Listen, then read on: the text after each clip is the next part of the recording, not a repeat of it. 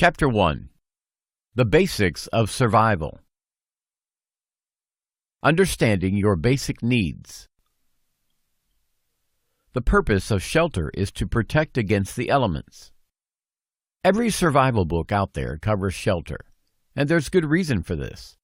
Shelter provides you protection from the elements. Most importantly, it is very good for your mental state. Keeping your mind under control is crucial to surviving any stressful situation. Your attitude, as in how you see the situation and the world around you, makes a big difference in whether or not you will be able to survive. Survive or die, those two concepts are truly states of mind. Shelter will keep the wind, rain, snow, and cold away, and it will also provide feelings of security and confidence.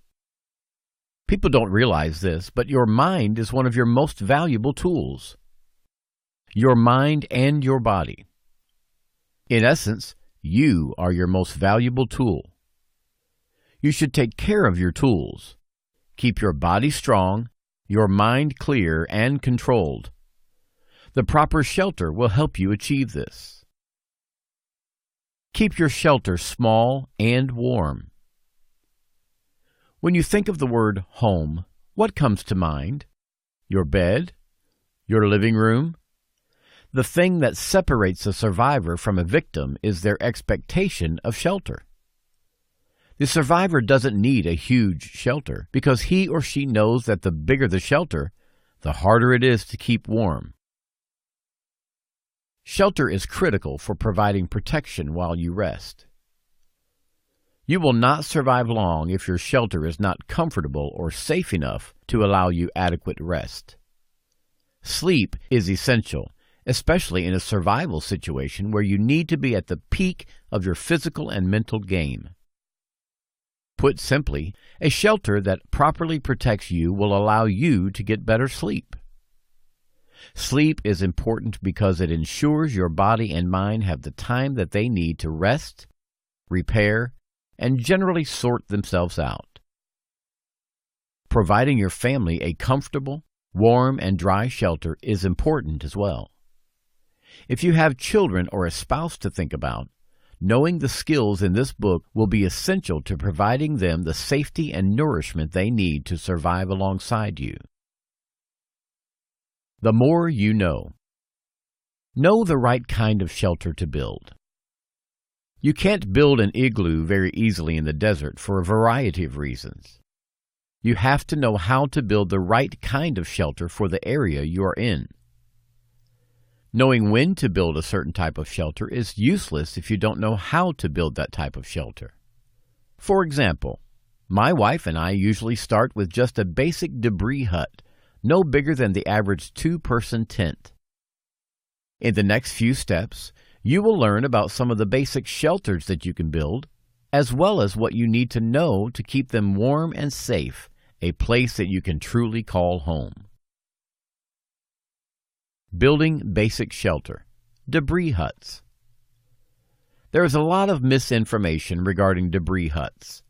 I will tell you all you need to know about them. So forget everything that you have already read for the time being. Let's start with a clean slate.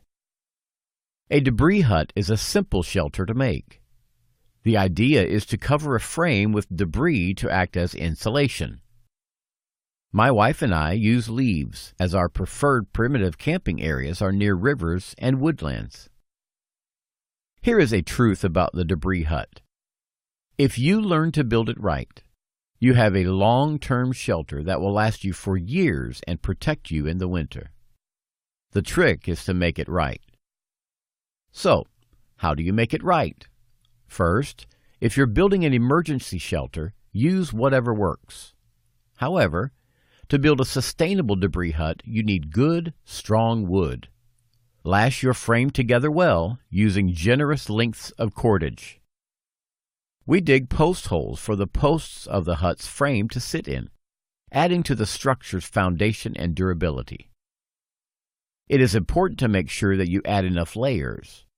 To build it quickly, at least 1 foot of leaves or similar debris or plant material will do.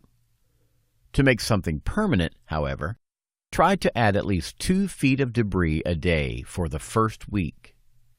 We have the first layer of debris and leaves that is 3 feet thick.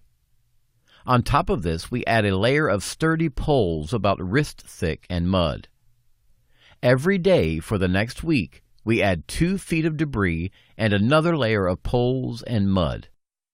What results is really thick walls that will trap heat better than any modern house. Warming your debris hut. When you are in a survival situation, you aren't always gifted with the most pleasant climate. Even hot desert areas can become bone-chillingly cold, so you will want to have a way to warm your debris hut if the climate calls for it, and it almost always does. Knowing this, my wife and I made a fireplace of mud and stone as we make the frame for our hut before we add layers of debris. This is simply done by using rocks as bricks and mud as the mortar to hold them together. We make a chimney that goes straight up with stone and mud as well. With care to keep the fires small, this debris hut will keep you warm and dry. The best part is that after time, grass will grow and you will have a little hobbit house in a hill. Nothing cooler than that. The debris hut is simple and effective and very useful in areas that make them possible. As long as you have trees and plants around, you can probably build a debris hut. Although all you truly need is the earth, some water, and hopefully a little bit of wood and some stones. Build the right shelter. Building a brick and mortar house.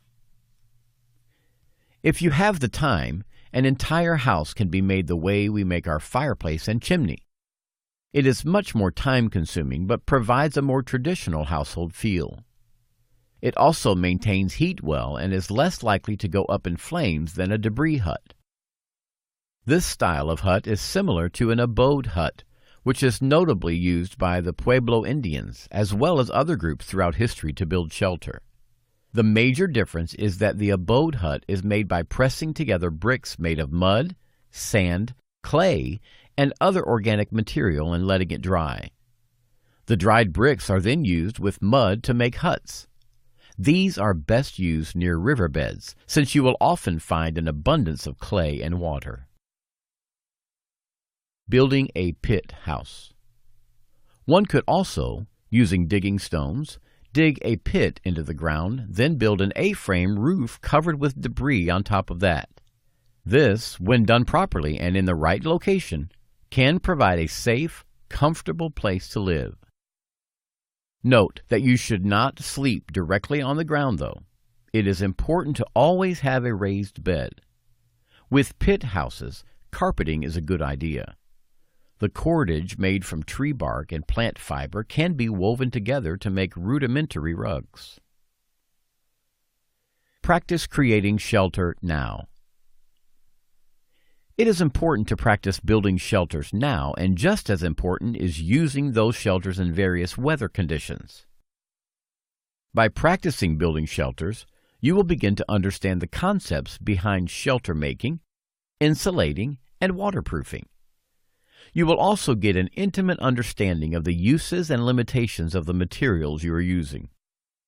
People sometimes put this off, hoping that in an event of a survival situation, they will be able to find a cave or fallen tree that provides shelter.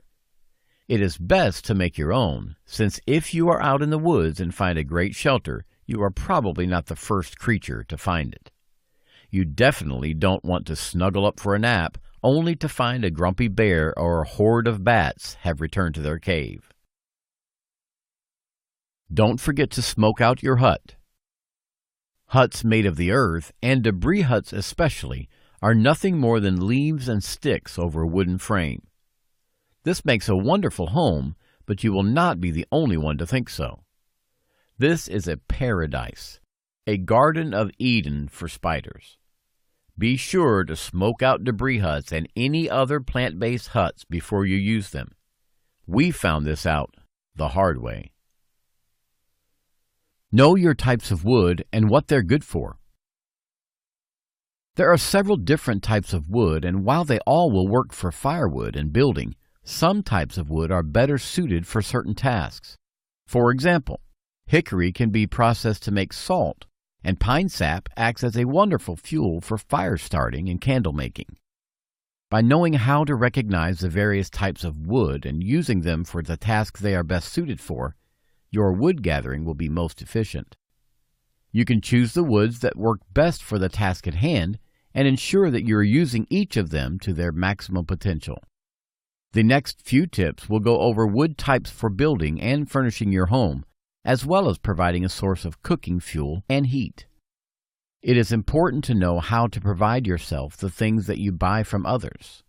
Knowing that you can provide yourself a comfortable chair or a nice sturdy table with nothing more than your bare hands and the tools the earth provides you will give you the feeling that you are in control of your life in a profound way.